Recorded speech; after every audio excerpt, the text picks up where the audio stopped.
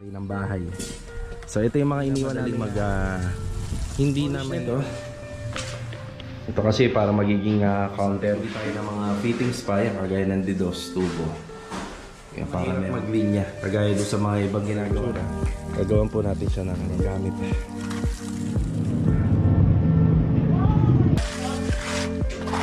Bale ito, pinaka steps lang to, mga elbow sa ducting.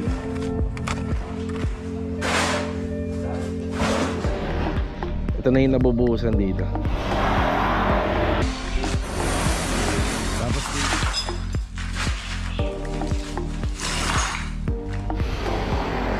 palitan ng grasa. Napasa yung ano natin. Maganda yan. Katulong ko. Parang malawag na.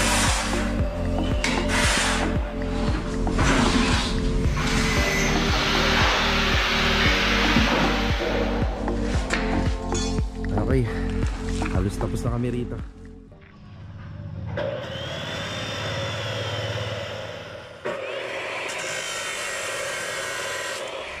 Ayan mga karosa, good morning. Yan, balik po tayo rito sa project natin dito sa phase 2. So ngayong araw po pala magpo-flooring po kami, electrical and wiring para sa kisame nitong back extension area, ceiling installation at saka yung wall demolition para sa expansion nitong sa loob. So ito, good morning. Bali ano ngayon, Martes. Ayan, samahan niyo po muli kami ngayong araw na to.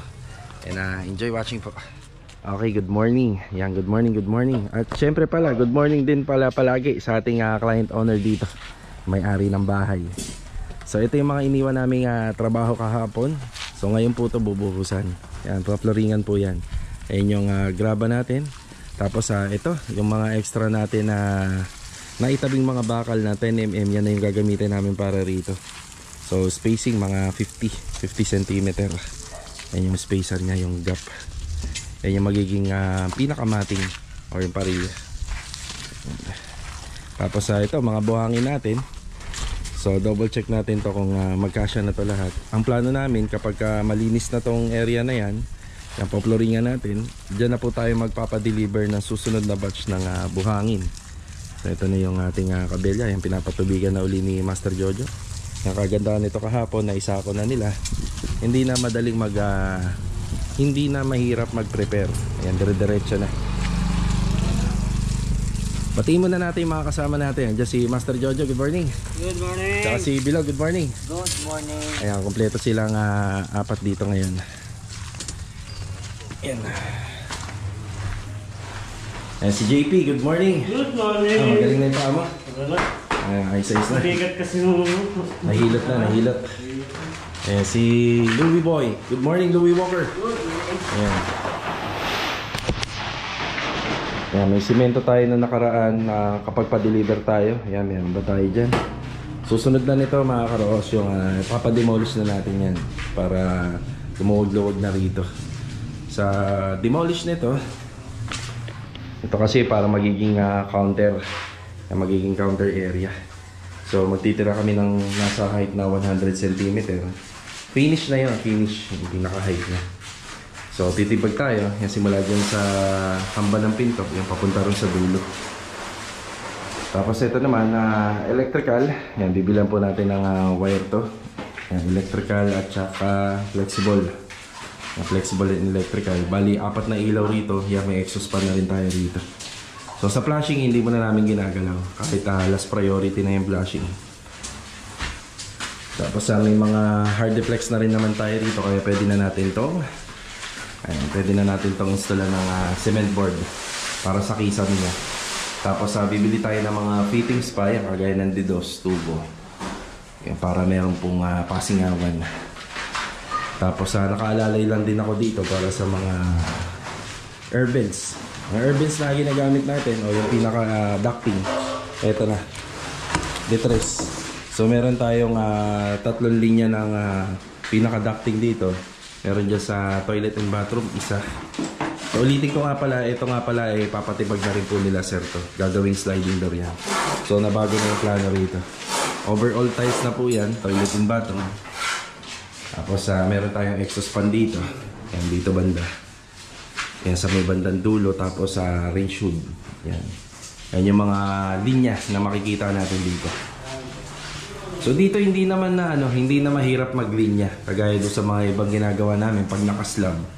Inaayos namin or inaayos namin yung yung arrangement. Pero dito kung saan na lang po nakatutok mismo yung unit, doon na rin po tutumbok yung pinaka-ducting niya. Yan, meron lang tayo ilang mga bibilhin dito, yung mga didos na elbow, yan para doon sa pasingawan. Tsaka dito, itatap na natin to. Pero yung finish nga nito, kailangan mo ng finish na to. Pag na-tiles na, yung sa grills, saka na lang po yung kapag ka nagpa-overall tiles si sir. So tatap lang namin yung linya, iabang na namin dito. Tapos sa ending nito, para mga may pasok nila yung motor nila, kahit ganito pala yung tsura, gagawan po natin siya ng ramp up. Nagawa sa bakal. Assignment natin dito, bali kukumpletuhin ko muna yung pangunahing mga kailangan nila rito.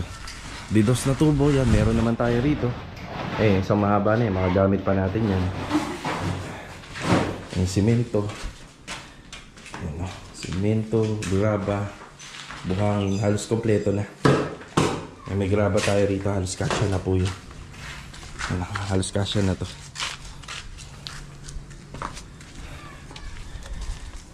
After lang po mabuhusan to, yung mga ibang pang mga binanggit ko dun sa loob ng mga gagawin, yun naman ang sisimulan nila. Sa ngayon, bibilang ko muna ng ng gamit. Okay, dito na tayo sa hardware. Bibili tayo ng wire, elbow, and flexible. Good morning, sir. Ayan na. Sir Danmark. Tsaka yung masipag niyang misis. Bumili na rin ako wire. Ayan. Bali yung outlet ng switches nito, kapag halos okay na yung linya. Tara. Okay, dito na tayo. Nag-umpisa na po sila magbuhos.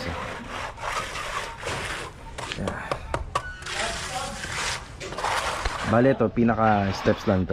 Tapos dito, ang plano nga rito, magiging floor drainage to. Yung laging ginagawa namin sa after gate or before gate entrance. Ito na yan. Pero ito, may flooring pa rin to. Flooringan natin yan para tumibay yung bahagi dun.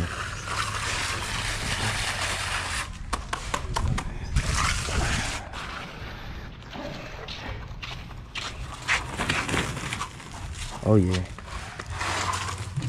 Ito na lang dyan. Tsaka ito pa. Yan, bali yung mga elbow sa ducting. Baka magkulang pa tayo nung sa check natin kung magkakasya. Yung tubo na yan, yung details. Tingnan natin kung kasya yan. Halo na sila rito.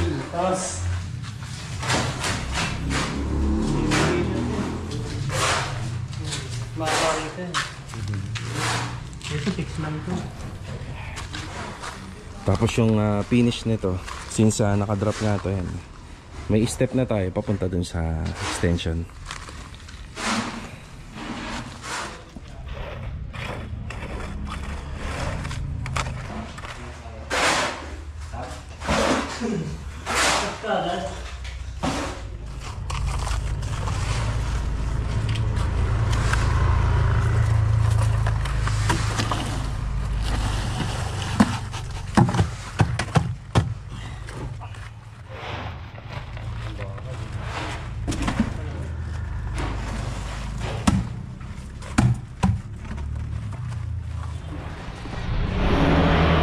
Ayan, bago magtanghalian, bago mag break time, date muna tayo rito. Napakainit ulit. Natirik yung araw. Ito na yung nabubuhusan dito.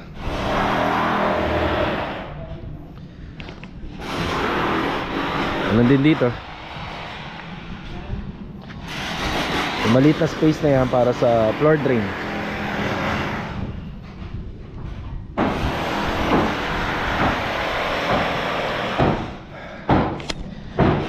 inayos na rin namin dito yung sa tubig. Ayan o, para tumibay.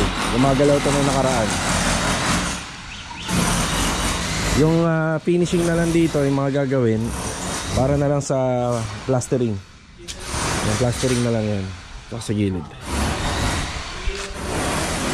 Tapos dito, wall plastering na lang din. Tapos ipagpapatuloy lang yung asentada nito.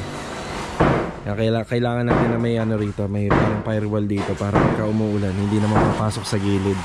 Tapos canopy na lang.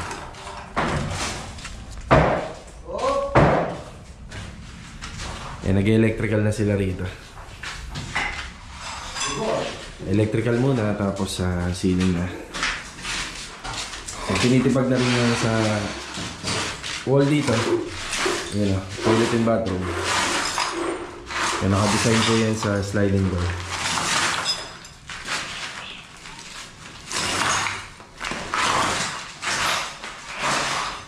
Nilipat na rin pala nila yung mga gamit para matibag na rin yan.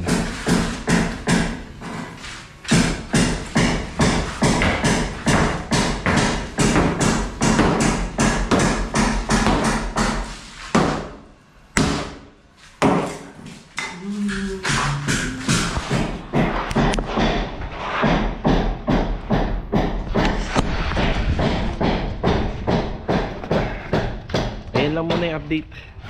Bibigay ulit tayo ng update mamaya. Tara. Ito mga karosa, kakatapos na natin na mananghalian. Yan, may dala tayo. Bali, chipping gun pa rin. Ito yung Inco brand na ginagamit namin, chipping gun.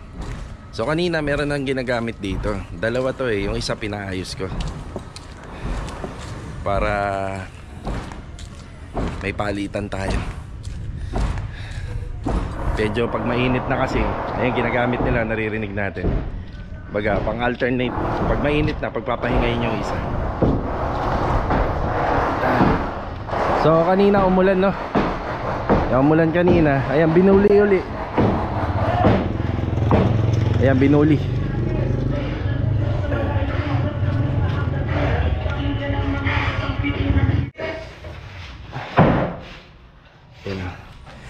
Pinawasak na nila Louie. Pinawasak yan. And then demolish na. Pagpahingayin nyo muna yung isang.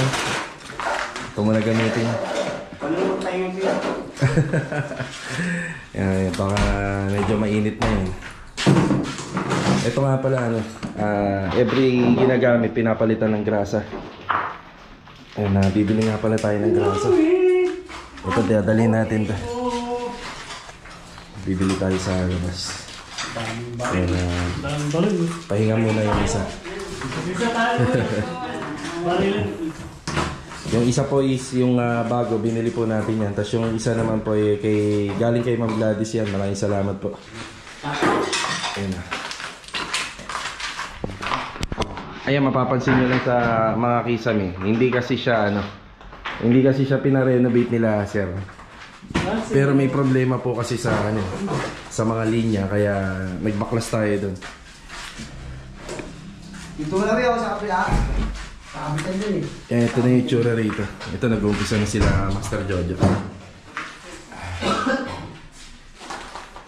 Wala pa sigurong plastering yan, John, no? Yung side na yan, yung likod na yan. Yan, may plastering na ba yan? Yan, wala pa kasi tayong flashing. Flashing, wala kayo. Kaya may bakat. Yan, Wala pong flashing. wala pa tayong flashing. Yan naman matitesting natin yung gawa natin kapag umulan ng malakas. Malakas din yung ilang kanina, pero hindi naman matagal. Ayan, bonus nabasa yung natin. Maganda yan. Katulong po yan pagka nababasa.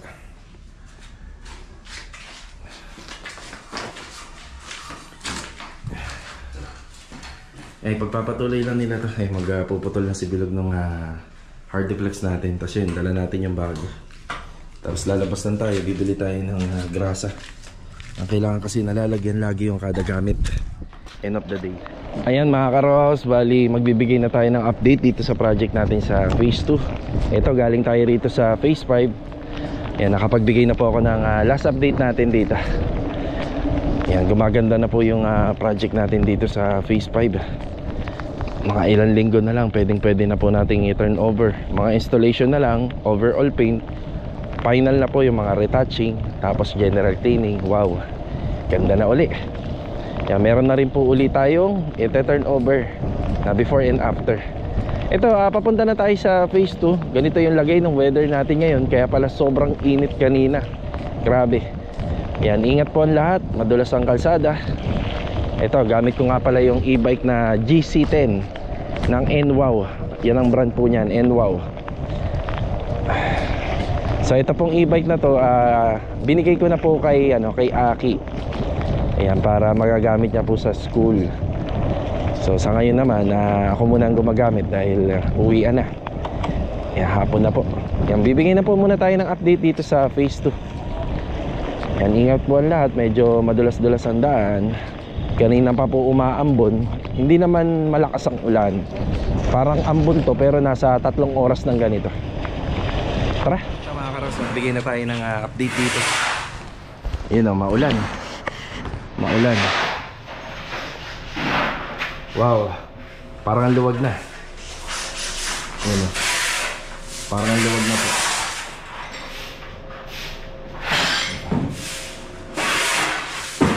Ito, bakbak na rin po ito, pati ito. Bali ito mga bukas, lalakarin ko na yung tiles nito. Nakapagbigay na si sir ng design dito. Ayan. Floor to ceiling yung sa mga wall. Tapos ito rin, babaguhin. Ayan, may kisame na tayo. Ayan, kisame. Ayan, 4 na ilaw po ito, 4 na pin lang.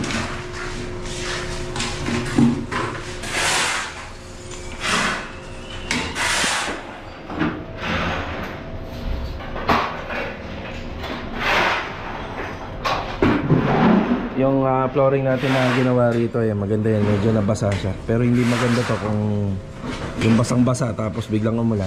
Ayan, natuyo naman na siya. Ayan, naghahakot na lang sila bilog. Tapos dito, mag-iiwan kami ng linya. Ayan, mag-iiwan po kami ng linya ng ilaw rito. Dahil kapag pinatapos nila sir to, magkakaroon ng bar header to. Ito yung pinaka magiging bar counter niya. Ayan, medyo hinabaan na namin. Yan, nabaan na natin para pagka na-finish to, natapos to, pag napatapos nila, yan, maraming pwedeng gawin dito. Diba?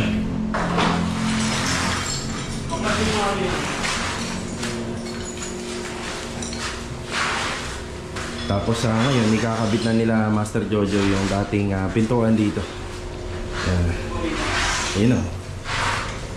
Ayun yung pintuan.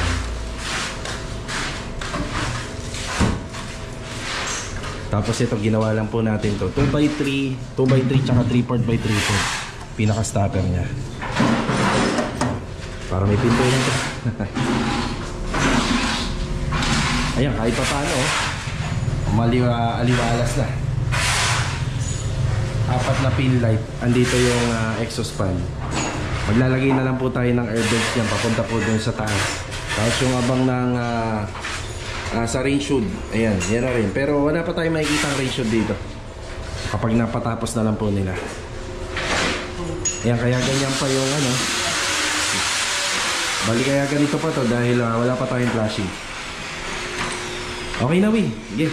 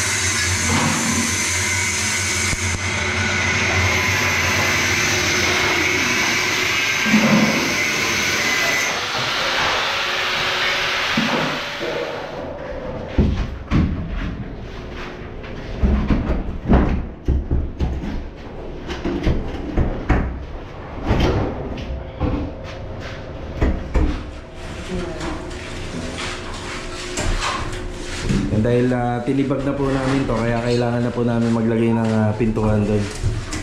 Tapos sa bintana, ito na po muna. Yan ating plyboard. Dito rin syempre papalagay din sila sir na dito ng exhaust fan. Onting tibagan na lang to. Dito sana matuloy yung overall paint para pagka napano po nila bago may turnover sa kanila, malinis na malinis. Yun nga lang, ang dapat talaga rito, yung kisame, naka-renovate. Hindi na nila pinagalaw.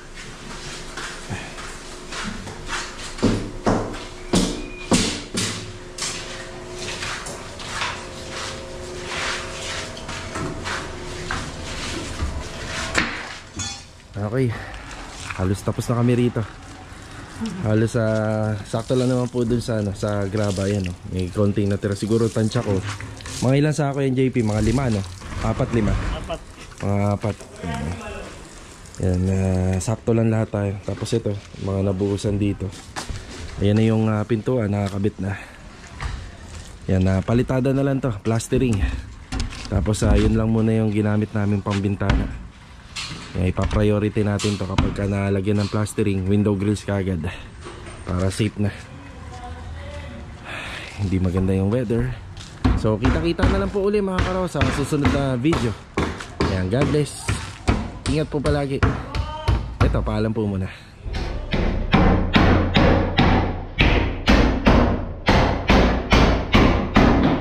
May kalang pa, nahulog no? Malabo na sila makapasok dyan.